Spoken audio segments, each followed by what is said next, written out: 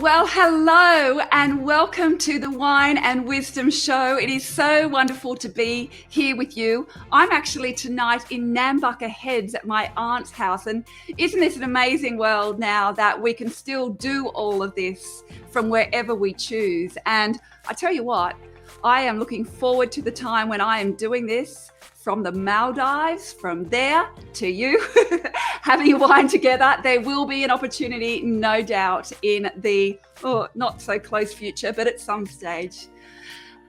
If you are here, returning here to the Wine and Wisdom Show, thank you so much for coming back on a Wednesday night. I so appreciate seeing familiar faces and familiar comments in the comments section. And if you're here for the very first time, welcome.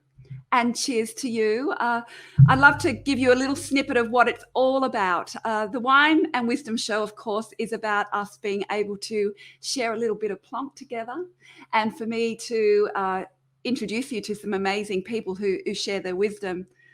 But the foundation of it, the real crux of this show is all about connection. And I think one thing that we have all recognized in 2020 is that to be connected with humans who can bring a smile to our faces, some warmth to our hearts, and some wisdom to our brain, when we can have those humans in our lives, that's actually pretty much all we need. This show, I actually started before COVID-19, but it's been perfect for now. And it's my opportunity to share with you some really inspiring humans who have found the courage to rise above adversities, big ones and small ones, and then still sprinkle all their goodness around the world and make a difference to our days. And tonight, have I got the guest for you? I'm going to bring her up. Here we go. I'll bring her up before I introduce. Hello, Nina. How are you? Hello. I'm really well. Thank you so much for having me. I'm excited that I can have a little sneaky glass of wine on a Zoom call. I don't get to do that often. Nice to see you.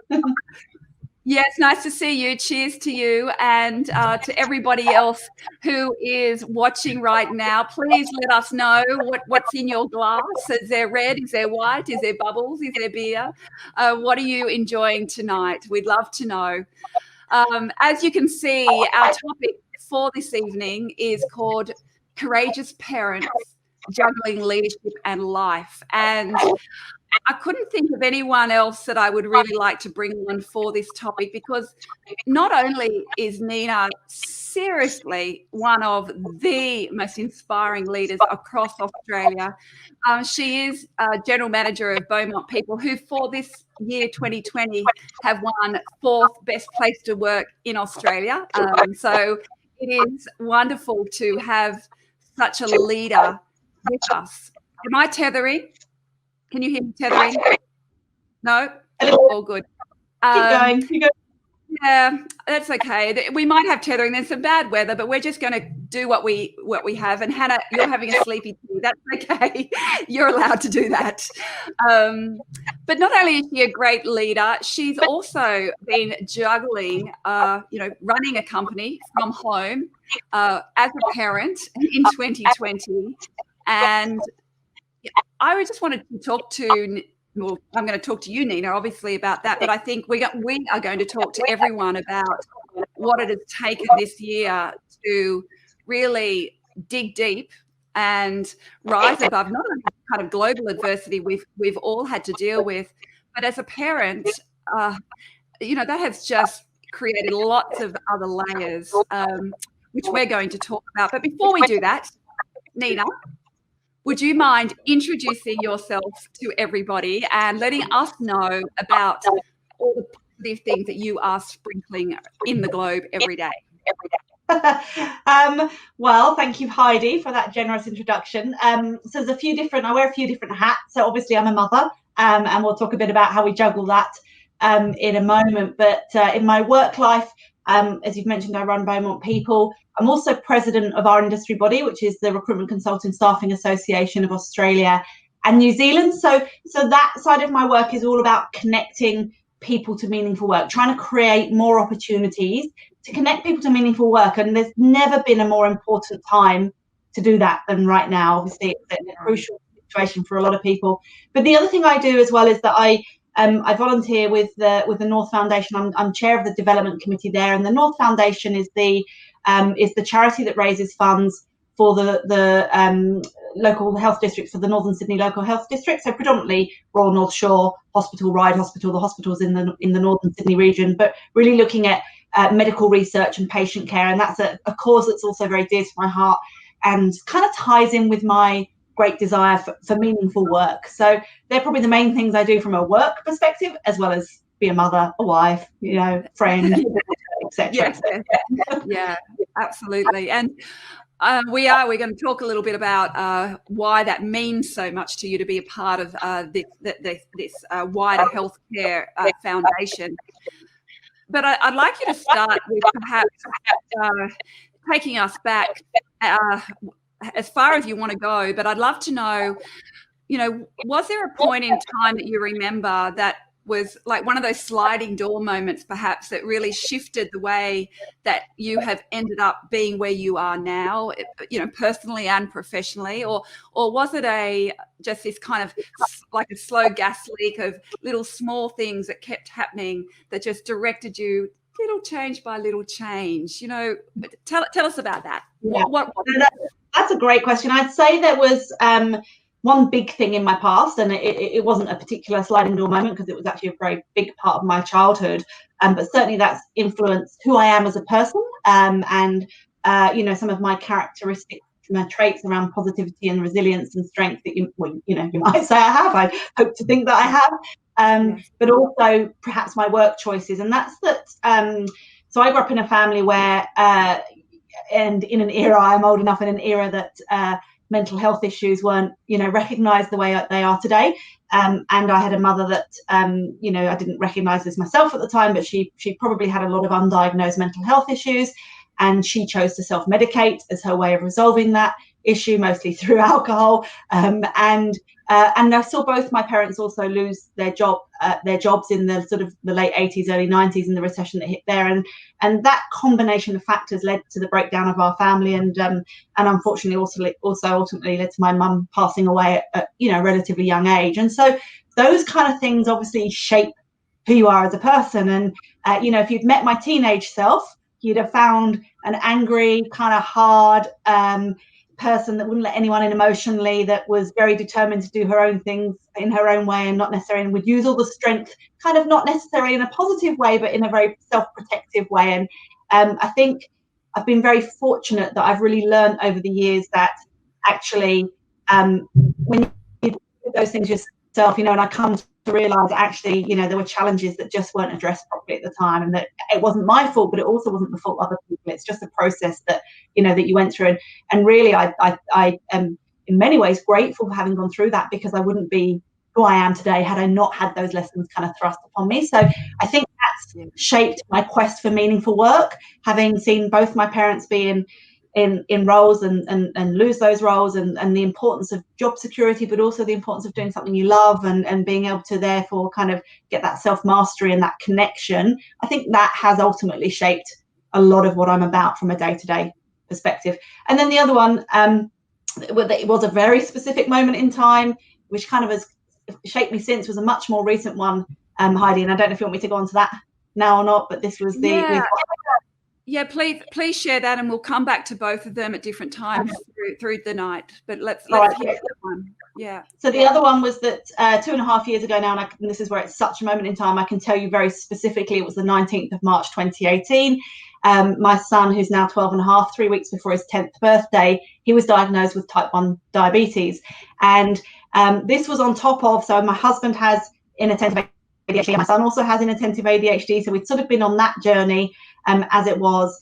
And so this was on top of that. And most of you probably don't necessarily know that much about type 1 diabetes. I didn't until it happened to us. I knew enough to kind of go, is it the one about whether you have a good diet or a bad diet, or is it the one where you're constantly having to inject insulin? That was about the level of my knowledge, I didn't realise at the time quite how dramatically that would change all of our lives, and the impact that would have on us as a family unit, and just the level of strength and resilience we'd have to dig into to kind of get through that, and and manage it. It's like, one of the biggest things about it is that it is 24 hours a day, 7 days a week, without any respite whatsoever. And it is manageable, yes, but it takes a significant amount of effort and time and emotional energy to manage. So and it needs really good executive functioning skills, and people with ADHD don't necessarily have great executive functioning skills. So, there was a kind of combination of things there that really then, I guess, shifted me in gears again and just made me think a bit differently. So they're probably some of the defining moments in my life. Yeah. And so I'm going to go back to the first one and then come back and then come to the second one. With both your parents losing their work, their purpose in life, because of course work does give us purpose and somewhere to strive for and put our skills and our passions. Not only, I would imagine, was that hard to watch and to see the fallout of it, but that would have ingrained in you some very deep, I don't want to say issues because that makes it feel like it's going to be bad, but I suppose just for insights into money and to work and to having a career that you can keep and being able to adapt to different environments. Would they be some of the things that you've learned from that experience?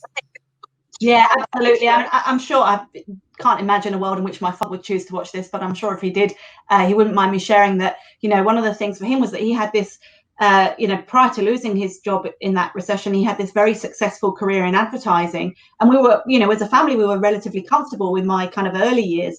But he kind of did it because he fell into it. He never loved it. It wasn't truly meaningful for him. And, even now he's in his 70s now, you hear him talk about how he wished he'd been an engineer and how he'd wished that that's what he had done. But he came from a background that didn't value education. He hadn't, he's a very, very intelligent man, but he hadn't done the schooling to even get, to get to that point to do that kind of role.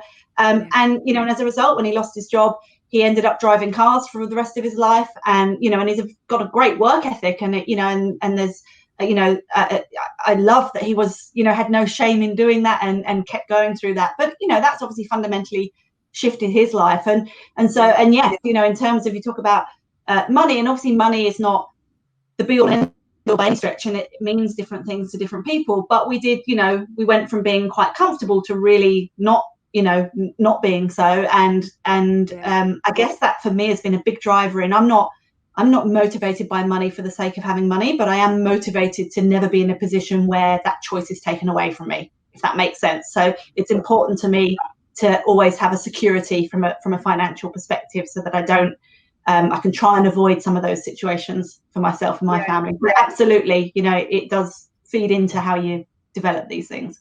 Yeah, and exactly what you said. It allows you to keep your choices.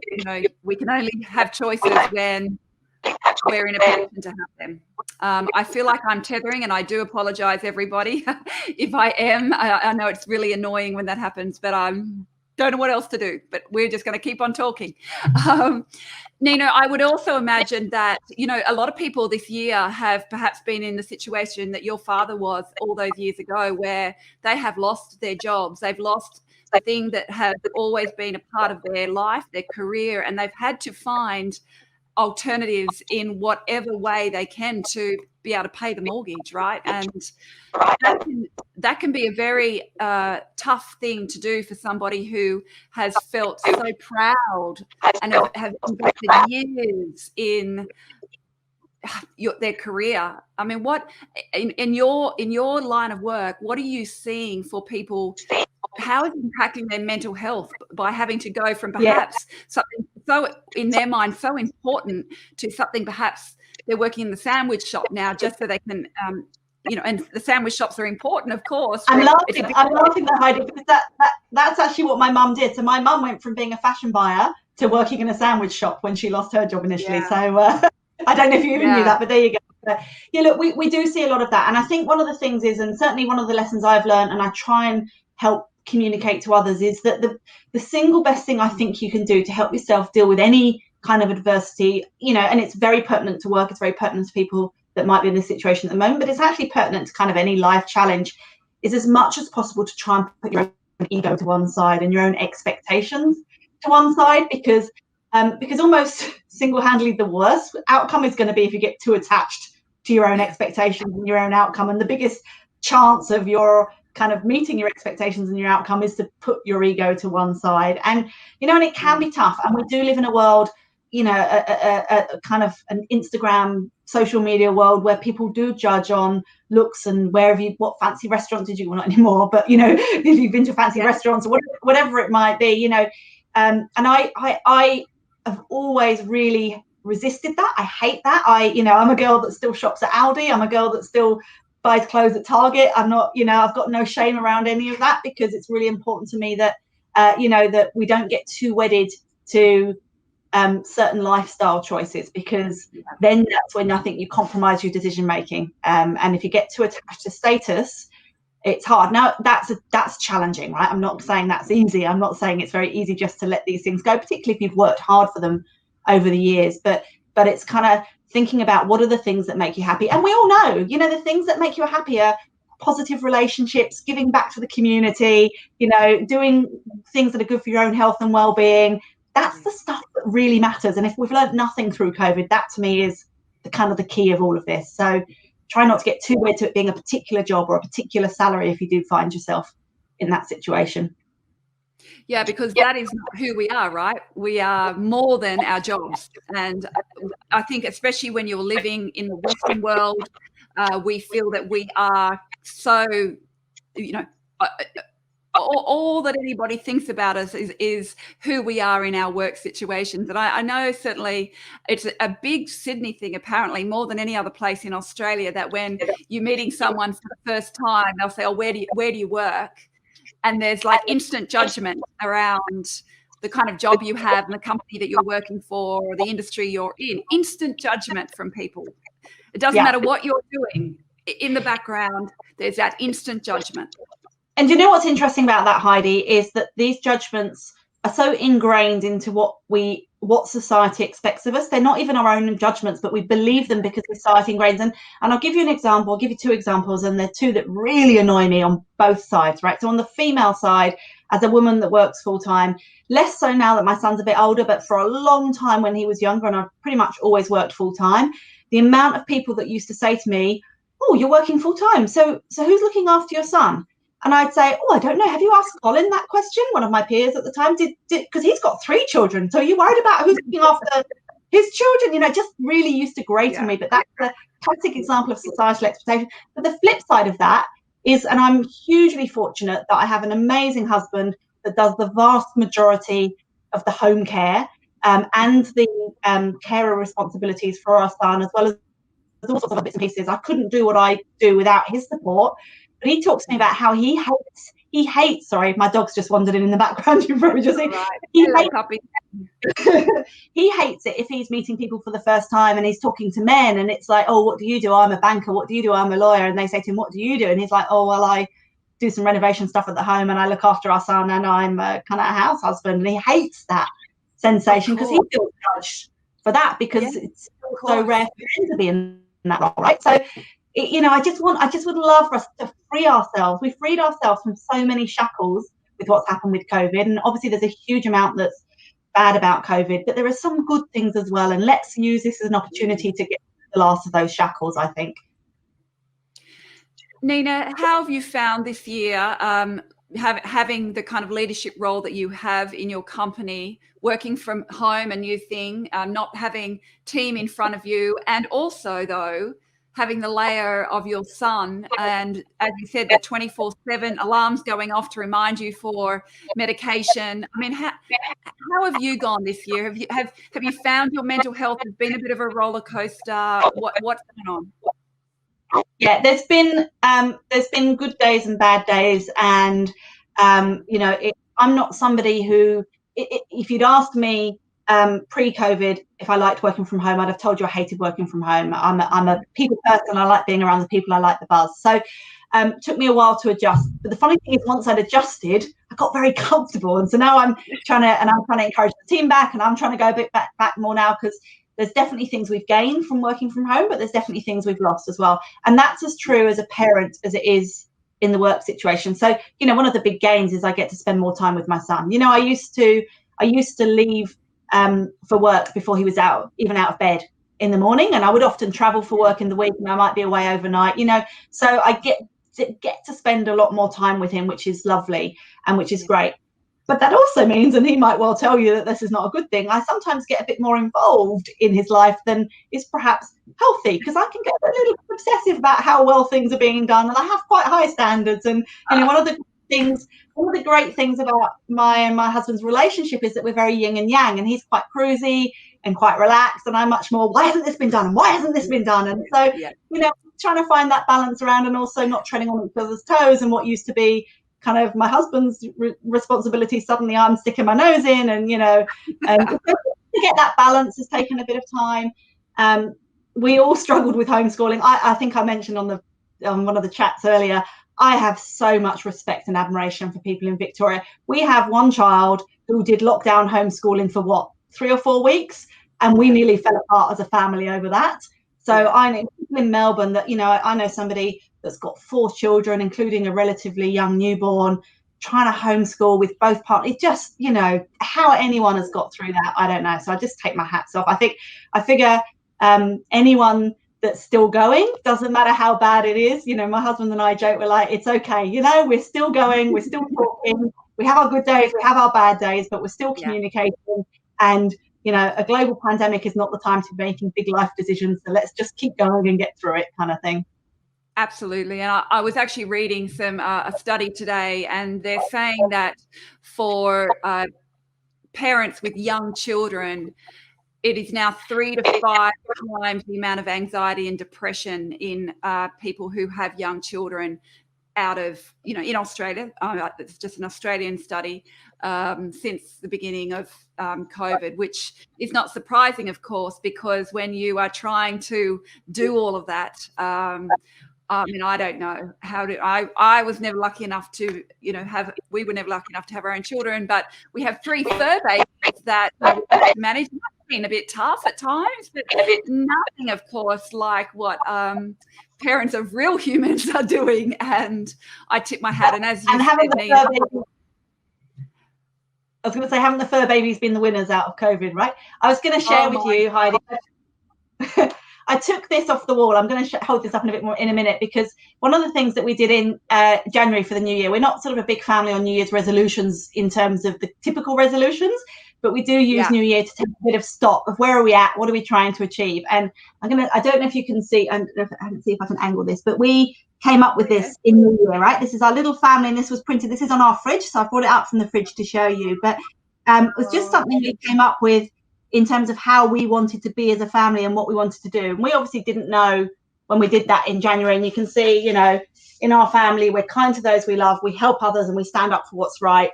And we ensure we're our best by focusing on behaviours, not outcomes, expressing emotionally, calmly and considerately. We don't always get this right, let me tell you, but that's the goal.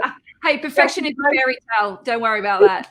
Expressing emotion, and you'll like this last one, remaining healthy by enjoying a balanced relationship with food, exercise, sleep, and for the adults, alcohol, right? So this is what we came up with. I love it. We didn't know that COVID was going to hit. That has been so useful to us, because we agreed that it was a family meeting. We came up with it together. So the amount of times we've kind of gone back to that and gone, hang on a second, we're just not being kind to each other, or we're not expressing our emotion calmly. And maybe now's not the time to try and express the emotion for that reason. So maybe we should all sleep on it and set a time when we're feeling calm and go, okay, you speak without interruption. Now you speak with, and so we do a lot of that sort of style of communication. Brilliant. And I mean, on the flip side of that, how's your son gone with mum being home, micromanaging him a little bit more than normal? Oh, and hubby, like seriously, I bet hubby's got a bit to say about that. I'm wondering if they're listening in the other room. Look, I mean, I'm a parent, so obviously I'm massively biased, but I'm just full of admiration for my son, because the things that he has to deal with, particularly with the diabetes, but also the challenges of ADHD, he's just phenomenal, and he takes it all in his stride. And the one thing that he's great, that I love, and it's just kind of, as far as I'm concerned, the best kind of wish you could have for your child is that he's just got a real level of self-assurance. He doesn't let things phase him, and he doesn't sort of tend to worry about things. So that's really helpful. So, but not been perfect. He has absolutely had his moments, as I say, the homeschooling, he hated being homeschooled. He was not coping with it. We were not coping with him not coping with it. We were none of us expressing emotion calmly or considerately at that point in time, let me tell you. So, and we did, we did have to, have several discussions with the school about trying to resolve that situation. There was a lot of time and effort put into, getting stuff. I take my hat off to people in Victoria. And certainly with my husband and I, we've absolutely had our moments, and I feel for my husband, because I have such a work ethic and work is so important to me that I can be a little bit, go down for this actually just happened the other day. It happened on Monday. I went down for a cup of tea and he's just sort of sitting there reading. So I'm like, what are you doing? Have you done anything today? Are you going to do anything? And do you know what's the irony of that is, at work, I wouldn't walk into the kitchen and say that to someone. I'd assume that they were understandably taking a break, but your husband, you tend to say things you wouldn't say, and quite understandably he got a bit shitty about that, and so we had to talk that through, and it's all fine. But this is my point, we're all human, right? And we all one of the things that I really try and remember, and we talk about as a family, and we try and instill into everyone in our family, and we talk about this at work as well, is that and if I can see Hannah's on, and if anyone that's from work is listening, they'll have heard me say this. I just work on the premise that the vast majority of people, and certainly those in my family and those that I work with, deliberately set out. Am I allowed to swear, Heidi? They don't deliberately set out to piss you off, right? They don't wake up in the morning and think, I know what, I'm just going to do whatever I can just to really piss Nina off. That's not the goal. So we just always try and remember that. Hannah, can you let us know if that's your goal or not, perhaps? I don't know. Maybe it is. I'm sure there are times when that might equally be a goal. If you kind of work on that premise, then most of the issues come from miscommunication. So, and then an immediate emotional reaction rather than a kind of stop and pause and think about it. So I just try and channel the stop and pause, which is not natural to me, because you tell I'm quite fast paced, right? So, but just try and channel that in everything, because it's 99% of the time it's miscommunication. Yeah. And I'd love for Hannah says it's always her goal. It's always her goal to piss you off, actually, Nina. You know that now. I love that, Hannah. Thank you for clarifying. But we'd love to hear from you who are watching. If you are a parent, what's it been like this year? Sydney, New South Wales, we had, not as long, of course, with homeschooling, but it doesn't mean that it hasn't been tough for you still working from home. If anyone's listening who is from Melbourne, oh my gosh, Victoria, we'd love to hear from you about what it's been like this year. They're not here, Heidi, because it's their first night out of lockdown. They're all out celebrating. As if they were here having fun. Okay, New South Wales people, please let us know what's it been like being a parent this year, trying to juggle work, whether you're in a leadership role or not. It doesn't mean whatever you're doing. No doubt it's been very different, and there's been so much change. And of course, the worst part of the entire year is the uncertainty of it. And we know that uncertainty is what people really struggle the most with. And I'm sure even when there was that homeschooling time, there was uncertainty about when it was going to stop. And just that, not knowing how long that's going to go for. People in Victoria thinking Sunday it was going to happen, but it wasn't Sunday. There was still uncertainty, even though that was thought to be D-Day. Thank you, Danielle. The intention. Can I make a comment on that, Heidi? Yes, please do. Just about the kind of I guess the up and down in COVID. So there was a point where, after the initial adrenaline, there was a lot initially from a work perspective, of a home perspective, was a lot of adrenaline of, and so there's kind of crisis management. But once that subsided, I'm not gonna lie, I got into a bit of a funk. I got a bit kind of, oh God, do we have to keep doing this? This is really hard. There are a lot of industries have been hit pretty hard, but being in a recruitment company in a recession is never great, right? So there's been a lot of kind of keeping of things going, and that's quite draining. And I had a little moment of getting my little violin out and feeling a bit sorry for myself, and then I kind of realized actually that, and this is where I think when you said about you might not be in a leadership role, this is where I was going to with this point. I think all of us are in leadership roles, whether we are in a workplace or not. We're all in the role of self-leadership. And the better we can think about leading ourselves, the better that is for our mental health, and the better that is for our impact on others, and therefore the better outcomes in terms of getting what we want anyway. So it's almost like getting the chicken and egg the right way around. And I realized that actually what I needed to do was to make it my mission to help other people be okay with what had happened with COVID. And I kind of went through a phase of talking to as many people as I could, both in work and friendships and in family circles and all sorts of things, to go, how are you going? How are you dealing with it? How are you coping with it? Yeah.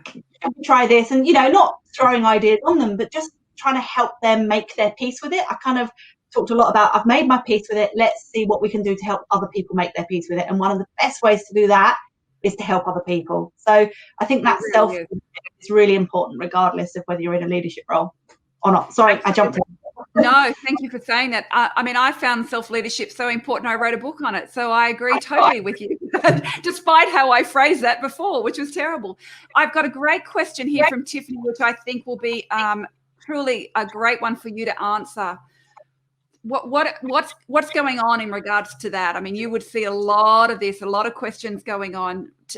Can you answer that for Tiffany for us? Yeah, sure. So I think it's an interesting one, Tiffany, because I think there are a lot of organizations. So one of the things that we've lost, and I definitely see this as a leader of an organization, we have lost the connection between the team, and we've lost the small conversations that make a big difference to outcomes, to emotions. So, for example, in our business, we're trying to make calls, and you can imagine, we talked about people that are looking for work at the moment. If you're talking to 10, 20, 50 people a day that are desperately looking for work, that can be really quite emotionally draining. And when you're in an office full of other people and somebody else goes, I know it's hard, but we were just talking about this actually on a training call earlier. I know it's difficult, but what a privileged position we're in that we can actually help these people at a time of crisis. And whether we place them or not in a role, our help and advice is going to help them find work or know what to do next, regardless of whether we're the people that actually place them. What a privileged position to be able to help them at this time, right?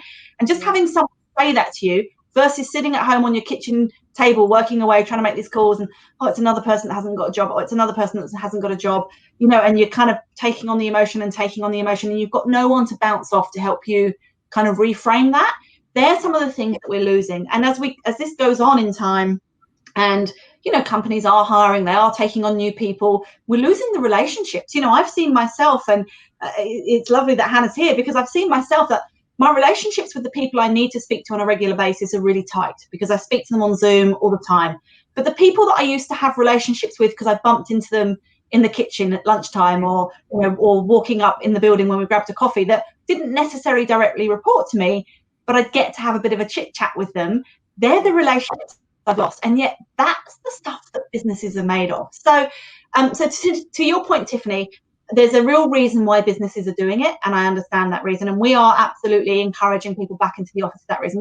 We are strongly encouraging 2 days a week, so we're not mandating it, we're not saying anyone has to, and we're having conversations on case-by-case basis. We understand that there are some people that might have vulnerable health conditions, or there might be reasons why people don't want to, and also people have made arrangements and all sorts of things now that happen. But what I would say is, if you're resistant to going back in yourself, ask yourself why. And there might be a genuine reason. And if there's a genuine reason, then discuss that with your managers and explain and talk through it. And if you kind of ask yourself honestly why, and you think it's really just that I don't want to, because I'm quite enjoying working from home and I've got comfortable now, and I like wearing my leggings under the desk, and I like wearing slippers, and I don't want to have to put heels on again, or whatever it might be. Is that just fear of change? We had to go through so much change. We're a bit change fatigued. Do we not want to go back to doing that again? And there's no right or wrong, but I guess what I'm saying is, it really, what I said before, it all comes back to communication. You need to know in yourself what the reason is, so you can then have an honest conversation with your managers about why are they asking you to go back in, and why are you resisting it, and can we talk through what that looks like? And just like in any good, healthy relationship, then work out some sort of compromise that tries to reach the outcomes that you're all trying to reach. Yeah, and I mean, there's been some really interesting work around this. I mean, I know Atlassian have now said all our employees can work from home for the rest of their lives, and that's completely fine, because what they wanted to do was take away that uncertainty again of should I buy a sit-to-stand desk at home that I can now put in place? Or am I going to be forced back to the office? Or can I come to Nambucca Heads and actually live my life and do it the way I want? Because I have been as productive and I've performed in 2020 just as I would have in the office. And I think, again, it's coming back to that uncertainty piece that companies and leadership teams do need to give people certainty of what's ahead, even though we don't have a lot of it, because we still don't know. But we need to put in some boundaries around what is possible so people can make life decisions. Because if I'm about to buy a new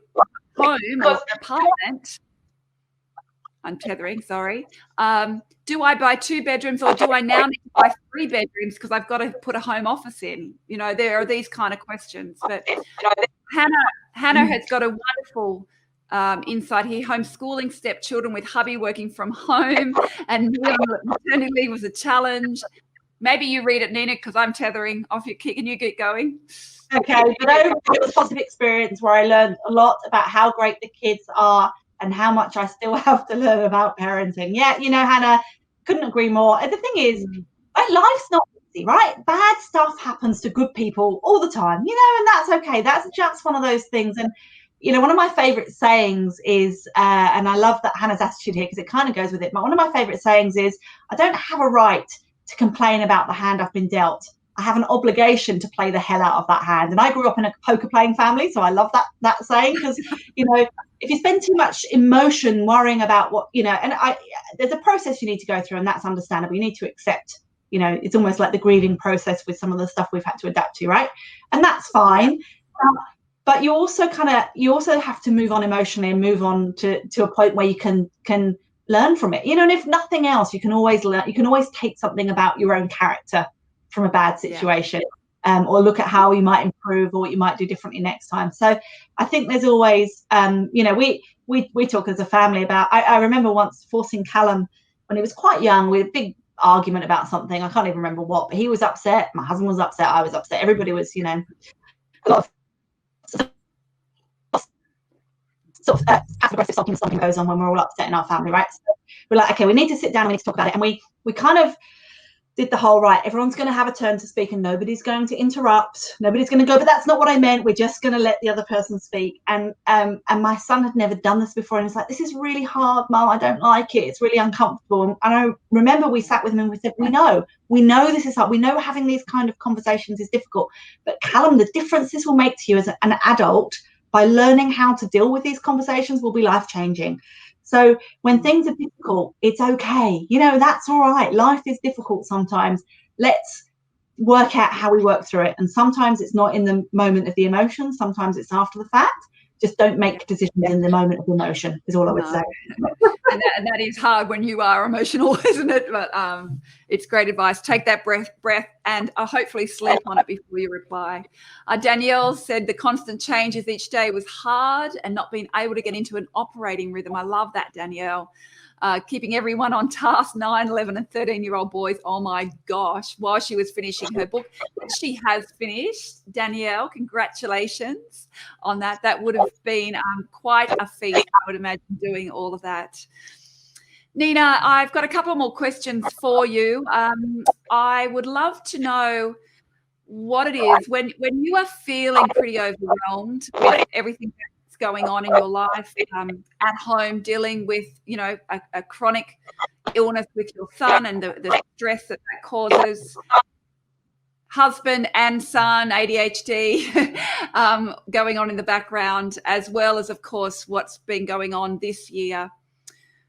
How do you keep, I talk about having this resilience bucket, like, keeping your bucket strong, not letting little rusty holes get in where you lose all your strengths and capabilities. What are your top 1, 2, or 3 tips for keeping your resilience bucket strong so you can keep doing what you're doing and inspiring the people in your team and leading your family and being that courageous parent and leader that we know you to be? Well, so there's a few little ones I'll talk about as well, but there's one big one that is above and beyond everything else, and that's sleep. I can pretty much conquer the world if I've had good sleep. Like you could almost throw anything at me if I've had good sleep. I'm like, yeah, water off a duck's back. Let's go. If I've slept. If I haven't slept, I am just the worst human being in the world. And I've got better as I've got older at hiding that from a work perspective, but I'm not able to hide it all day, and then my family suffer as a result. And what's interesting is, I am somebody that over the years has struggled with insomnia, sometimes through stress and some of those things. And I actually, prior to Callum's diagnosis, I'd done all this stuff around Harvard Medical School, have a sleep clinic. They have a program, and I downloaded it, and I'd actually followed their advice. And it was really interesting because initially I didn't like their advice, so I chose not to for a while. Just if you don't like it doesn't mean it's wrong. So I had to kind of realize that it wasn't working. And so I kind of actually really, really trained myself on good sleep habits. And I'd got myself to a point where I was sleeping really well, and that was fabulous. And then obviously Callum got diagnosed with type 1 diabetes. And one of the things that you may not know, and I need to try and say this, I guess, without too much emotion, but essentially you have to check the bloods every 3 hours. And it's crucial to the point that he could die in the night if you don't, right? So it's not, like, as I say, if it's managed well, it's easy to manage, but the risk of getting it wrong is very high. So it's, and I can see Hannah talking about sleep, and I know you're on mat leave, Hannah, and newborn at the moment. It's like having a newborn all the time. There's no break. It's every 3 hours, alarms going off, and and then we switched. He got onto some technology, so he had an automatic alarm, so that was good. But then the alarms would go off, and and so that lack of sleep became a real challenge. And just to add fuel to the fire, about 2 months ago, my husband ruptured his Achilles, so he's not been able to weight bear at all. So suddenly I had to do all the nighttime diabetes checks because he couldn't get up and get out of bed. I had to take my son to and from school, cooking, cleaning, food shopping, as well as working full-time jobs, etc. So that was really difficult, and we struggled through that. Since he can now help out at night time, and we've actually we're very, very fortunate. We're in a position, there's some new technology we've been able to upgrade to, again, that's not yet available under the government subsidies. We're in a very fortunate position that we can afford to pay for that. And that's meant that there's automatic monitoring, so we don't have to monitor so much through the night anymore. That difference in sleep changes my life. So that's the big one. And then there's little ones. I walk my dog every day. That's my little piece of time on my own in nature, with no one with me, no one talking to me. I just love that. So I do that every day. I'm quite active. I play hockey. I go to the gym. So there's those kind of things as well. I try with some limited success to eat and drink healthily and balanced, and some days are better than others. But so all those kind of things we would talk about. And I read a lot for pleasure. So that helps take my mind away as well. Yeah, great. Thank you, Nina. And I know Tiffany did put in the comments that I do give fabulous sleep advice, but I would like to just say, because I've also had crippling insomnia throughout my life since I was a little girl, and due to some various things that have gone on, has made it absolutely horrendous at times. And I have like you, Nina, I do everything possible to get good sleep. But this year, I have to say that no matter, I have been anally retentive about my sleep hygiene, as they call it, or habits, for years now, to make sure I get to sleep and stay asleep. But this year, the stress of this year has meant I've actually had to go and get some extra sleep help, because it changes your world for good or for bad when you're not sleeping. And I started to spiral because my sleep was getting so bad again, and I'm no good to anybody if I am not sleeping well. So I hear you. Thank you for the call out, Tiffany. But I couldn't hear and say that I'm the expert when I've actually had to go and get some extra expert help in the last couple of months. Nina, I have one final question, and I think I can't even imagine what you're going to answer with, but because you've given us such wisdom tonight. But I'd love to know, who has given you the most important, the most impactful piece of wisdom in your lifetime? Who was that? What was that? And how have you applied it? What difference has it made to your life? I'd have to say two, Heidi, because there's definitely two that come to mind. Is that okay? Of course. I knew you were going to have more than one. I knew it.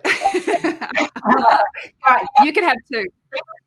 the first one goes back to my dad, who is both brilliant and wonderful and also quite odd in lots of ways. And I love him dearly and we have a great relationship, but he's an interesting character. And he said to me from a very young age that the only piece of advice he had for me was to never take any advice from anyone, which kind of sounds a bit odd. But really what I took from that was that it's great to listen and learn. It's great to ask questions and it's great to look and understand. But ultimately, you have to choose. The only person that really, at the end of the day, is going to live your life is you. So you have to make the choices yourself, you know, and I think that piece of advice for me gave me a lot of personal responsibility, a lot of personal accountability, and a lot of self-direction and self-motivation. So that's always stuck with me. I don't know if he meant it that way because he's not particularly motivated himself, but that's how I took it.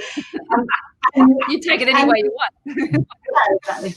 The second one actually, Heidi, came from you, believe it or not. So when I first met you, from you. So I might embarrass you by saying this, but when I first met you, you might remember, and we talk about adversity is another thing I've not even touched on today, but when I first met Heidi, I've got quite severe arthritis in my spine and I was struggling with it quite significantly when I first met Heidi, to the point that I really couldn't walk.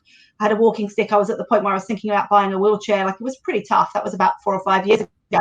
And Heidi came to a wellness workshop for our staff. And the one thing that stuck with me, and I have it on a poster on my wall, and my family all live by this now, was this one sentence, which is, I put my own health and well-being first because I cannot help others unless I'm at my best.